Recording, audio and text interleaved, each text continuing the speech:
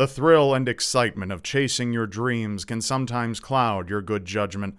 This was the unfortunate case for one young woman whose body was found on the outskirts of Los Angeles and remained unidentified for over 40 years. A beautiful life snuffed out, a killer not yet found, and a family left without answers. All this and more as we explore the anatomy of murder.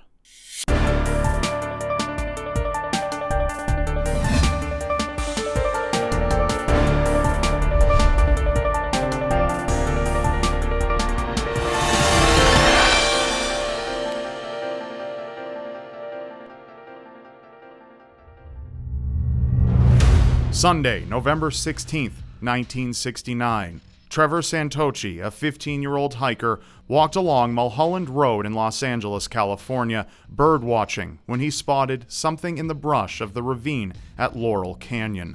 The body of a young woman lay roughly 30 feet from the edge of the road, suspended over a 700-foot drop into the canyon by a tree branch. Horrified, Trevor ran home and told his parents what he saw. Police pulled her body from the ravine, and the coroner determined she died less than 48 hours prior. If she hadn't been caught by the branch, she likely wouldn't have been found at all. The young woman was stabbed 157 times in the neck, chest, and torso with a common penknife, so viciously the coroner could barely tell the wounds on her neck apart. Though she wasn't sexually assaulted or under the influence of any substances at the time of her murder, she suffered defensive wounds on both of her hands and had a slashed carotid artery. Because she was dressed in stylish clothing from Canada and Spain, lead investigators believe she originated from those regions. Detective Luis Rivera, a current investigator for the case, told CBC's The Fifth Estate that the attack was savage, a crime of passion fueled by a rage akin to domestic violence. The only clue to the identity of her killer was a pair of black prescription glasses found feet from her body. Police theorize that the killer murdered her elsewhere before transporting her body by car to the ravine, where they dumped her and fled the scene undetected. Police released sketches of the victim in the Los Angeles area, desperate to identify the young woman now classified as Jane Doe number 59. There were reports that a woman named Sherry, who matched Jane Doe's description, was seen at Spahn Ranch with members of the Manson family. Just 4 months prior to the murder, members of the Manson family living at Spahn Ranch committed the infamous Tate LaBianca murders. Authorities thought it was possible that the young woman may have met her end at the hands of Manson and his followers, due to the close proximity of her dump site to the Tate murder site. However, no strong leads came from this.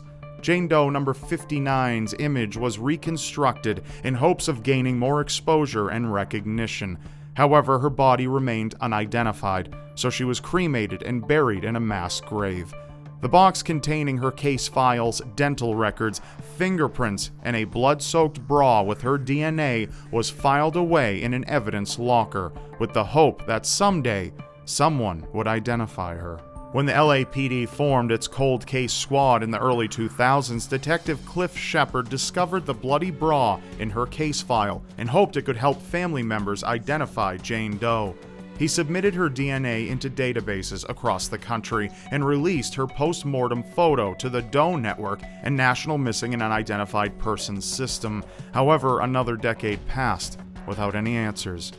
It wasn't until 2015 that childhood friends of a missing woman from Montreal, Canada, spotted the profile of Jane Doe number 59 in the National Missing and Unidentified Persons System.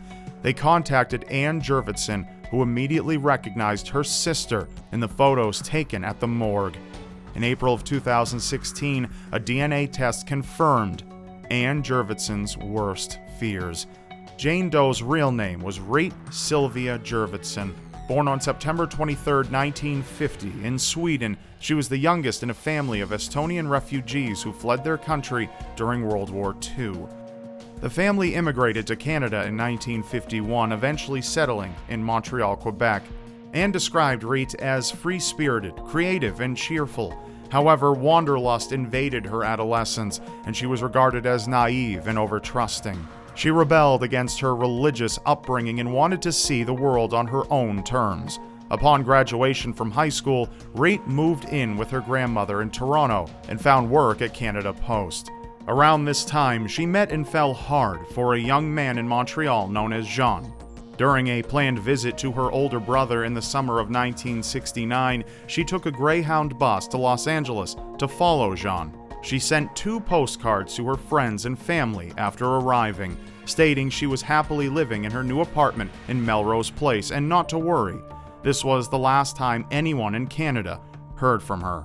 Reet's family never reported her missing. They assumed she was living according to her free-spirited mentality and thought she would eventually call or visit home.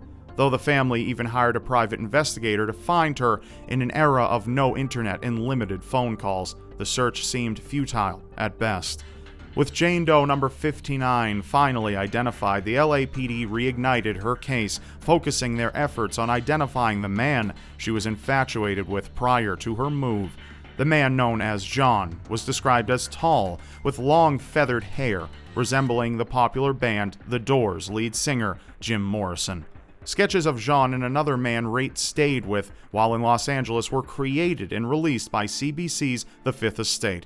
Artist Paul Robert, an acquaintance of Jean's in 1969, also created portraits in his likeness.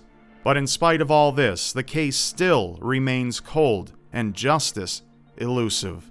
If you or anyone you know has any information regarding the murder of Reet Jurvetson or the identity and whereabouts of the man she was last associated with in 1969, please contact the Los Angeles Cold Case Unit at 213-486-6818. Additionally, the Center of Crime in Quebec can be contacted at 1-800-659-4264. Thank you for watching. YouTube has recently been targeting videos like this one. True crime and creepy content is at risk. Please see my Patreon linked in the description below to learn more, and consider giving even just $1 to help resist this change and to keep creepy content on YouTube. Again, visit my Patreon page linked below to join in. Thank you for listening. Now press on screen to watch another video, and of course don't forget to subscribe to my channel because you won't want to miss what's next. And I'll see you next time.